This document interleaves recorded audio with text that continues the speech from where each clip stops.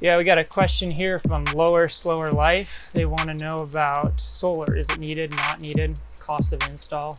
I think solar is a great thing to have on your rig. It definitely offsets a lot of the static draws, things running in your camper all the time, like a Dometic cooler, 12-volt fridge, just basic lighting and stuff like that. It really helps just maintain your batteries, keep you out there longer without needing to run your generator, rely on shore power, or have your vehicle running if it's a van or mobile RV.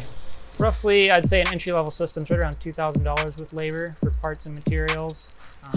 Here at the shop, we really like Zamp solar panels, handmade in Oregon, as well as we use all Victron components, really high quality stuff, really easy to program and really easy for the customer to monitor.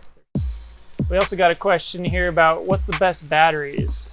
Well, I'm going to say lithium iron phosphate batteries are your best bang for your buck.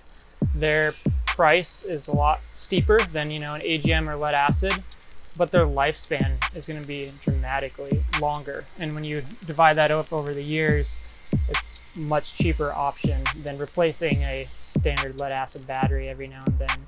As far as brands, we support a large range of brands here at the shop. Currently have Li-ion batteries on their shelf. We also do Battleborn installs. I really like the Victron smart batteries.